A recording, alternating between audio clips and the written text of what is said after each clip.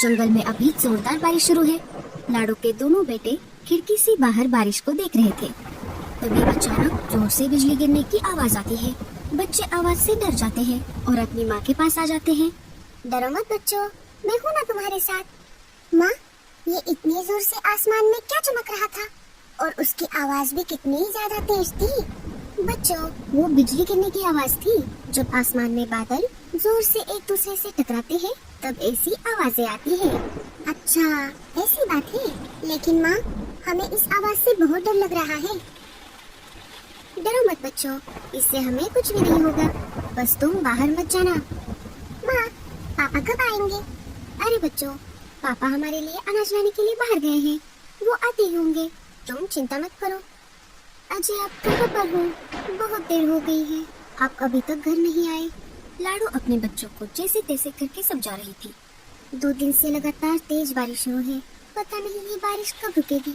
मैंने घर में जो अनाज जमा करके रखा है अब वो भी खत्म हो रहा है। जब बारिश रुक जाएगी तभी मैं बाहर अनाज लाने के लिए जा पाऊंगी। लाडो मन ही मन सोच विचार करने लगी। तभी लाडो चिड़िया की नजर घोंसले की छत की तरफ जाती है। उसने देखा कि छत से पानी टपक रहा है। अरे, कल रात तक ये छत से पानी तो नहीं टपक रहा था। लगता है तेज बारिश की वजह से ऐसा हो रहा है। लाडो छत की तरफ देख ही रही थी। तभी अचानक घोंसले की आधी छत नीचे गिर जाती है। छत के गिरते ही बारिश का सारा पानी सीधे घोंसले में जमा होने लगता है। लाडो 1 सेकंड का भी वक्त न गवाते हुए बच्चों को लेकर घोंसले से बाहर आ जाती है। जैसे ही लाडो चिड़िया अपने बच्चों को लेकर घोंसले से बाहर आ जाती है वैसे ही घोंसला नीचे धड़ाम से गिर जाता है। अरे बाप रे, अब मैं क्या करूं? इतनी तेज बारिश में मैं मेरे बच्चों को लेकर कहां पर जाऊं?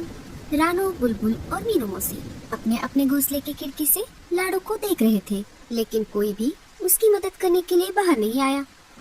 कालू का भी घोंसला पास में ही था। अरे, ये कैसी आवाज थी? जैसे ही कालू ने अपनी खिड़की से बाहर झांक कर देखा, उसने देखा कि लाडो का घोंसला नीचे जमीन पर गिर गया है और लाडो अपने दोनों बच्चों को लेकर नीचे एक पेड़ की टहनी पर बैठी हुई है। अरे, ये कैसे हो गया? लगता है तेज बारिश की वजह से लाडो का घोंसला टूट गया। मुझे जाकर उसकी मदद करनी होगी। गोरी कौवी भी ये सब खिड़की से देख रही थी। बड़े आए मदद करने वाले। कोई जरूरत नहीं है उसकी मदद करने की। उसे अपना घोंसला पहले ही पक्का कर लेना चाहिए था। कोरी, तुम ऐसा कैसे बोल सकती हो? बारिश तो कभी भी आ सकती है, वो हमारे हाथ में नहीं है। कभी भी किसी के भी साथ ऐसा हो सकता है, हमारे साथ भी। क्या तुम्हें याद है जब हमारा घर नहीं था और तेज बारिश हो रही थी, हम लाडो से मदद मांगने के लिए उसके घर गए थे। लाडो, अरे ओ लाडो, दरवाजा खोलो, हम मुसीबत में हैं। कौन है? अरे मैं हूँ कालू। अरे कालू भैया, आप यहाँ पर कैसे? लाडो, बाहर बहुत तेज बारिश हो रही है, हमारे घोंसले में बहुत पानी आ रहा है। क्या तुम बारिश रुकने तक हमें तुम्हारे घर में पनाह दोगी? हाँ कालू भैया, अंदर आइए। तब तो तुम बिना सोच विचार किए अंदर चली गई थी और तब तो तुमने कुछ भी नहीं कहा। आज जब हमें उसकी मदद करने का मौका मिल रहा है तो तुम मुझे मना कर रही हो। हटो, मुझे जाने दो। हाँ, मेरी तो कोई चिंता भी नहीं। उसे अंदर लेकर इस घर को भी आप गिरा दोगे। कालू बाहर जाने के लिए घोंसले का दरवाजा खोलने लगता है, लेकिन दरवाजा नहीं खुलता। अरे, ये दरवाजा क्यों नहीं खुल रहा? शायद बारिश के कारण ये फूलकर जाम हो गया है। अब मेरा मुंह क्या देख रही हो? दरवाजा खोलने में मेरी मदद करो। ओए माँ, मर गई रे। मेरे हाथ पैर तो बहुत दर्द कर रहे हैं। मैं तो चली सोने। डुगू बेटा, आओ मेरे पास। आज तुम अपने माँ के पास सोओगे, पापा के पास नहीं सोओगे। हाँ मम्मी, मैं तुम्हारे पास ही सोऊंगा। गोरी, तुम मेरी मदद ना करके ठीक नहीं कर रही। अरे लाडो, ये कैसे हो गया? तुम सब ठीक तो हो ना?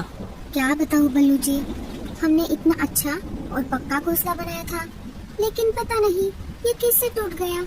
जब घोंसले की आधी छत गिर गई तभी मैं बच्चों को लेकर बाहर आ गई और थोड़ी ही देर में पूरा घोंसला नीचे गिर गया। तुम चिंता मत करो लाडो, अब मैं आ गया हूँ ना।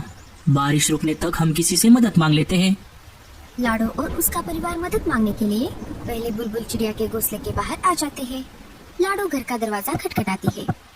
बुलबुल, अरे ओ बुलबुल, जल्दी से दरवाजा खोलो। बुलबुल चिड़िया जानबूझकर बिना घोंसले का दरवाजा खोलते हुए खिड़की से ही लाडो से बात करती है। क्या है लाडो?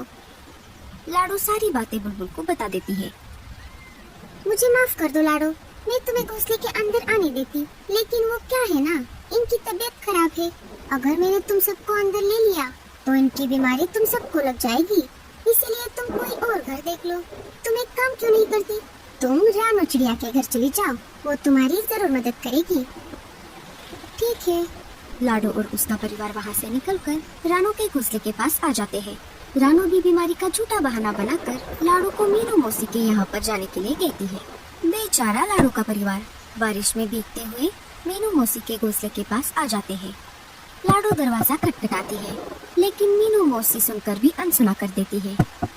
लाडो बहुत देर तक दरवाजा खटखटाती रही, लेकिन मीनू मौसी ने दरवाजा नहीं खोला।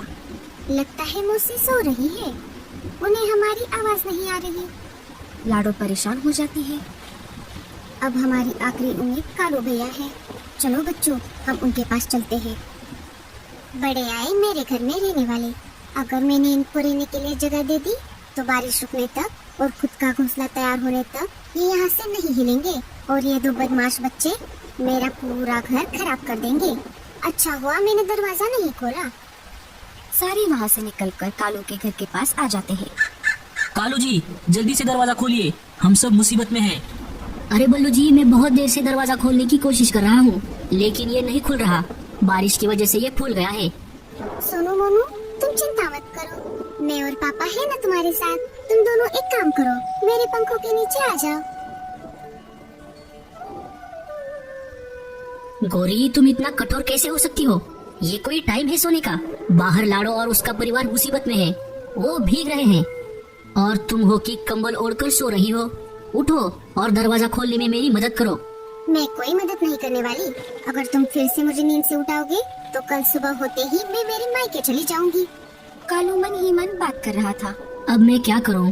लाडो ने उस समय मेरी मदद की थी, लेकिन अब जब मेरा उसे मदद करने का समय आ गया है तो मैं उसकी मदद नहीं कर पा रहा। तभी अचानक जोर से बिजली गिरने की आवाज आती है और उसके भी घोंसले की छत नीचे गिर जाती है। कालू कौवा घोंसले के बाहर गिर जाता है। गोरी और डुग्गू अंदर फंस जाते हैं। गोरी, डुग्गू। लाडो, बल्लू और सोनू मोनू ये सब देख रहे थे। सोनू मोनू, तुम यहीं पर ही रुको। लाडो और बल्लू जल्दी से कालू के पास आ जाते हैं और फंसे हुए गोरी और डुग्गू को निकालने की कोशिश करते हैं। जैसे तैसे करके वो दोनों को बाहर निकाल लेते हैं। गोरी और डुग्गू को गहरी चोटें आई थी।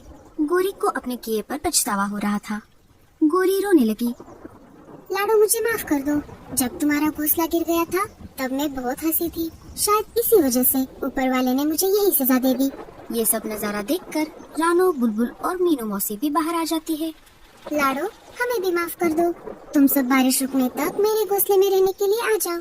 सारे मिलकर लाडो और कालू के घर को फिर से बनाने में मदद करते हैं और सब हंसी खुशी रहने लगते हैं।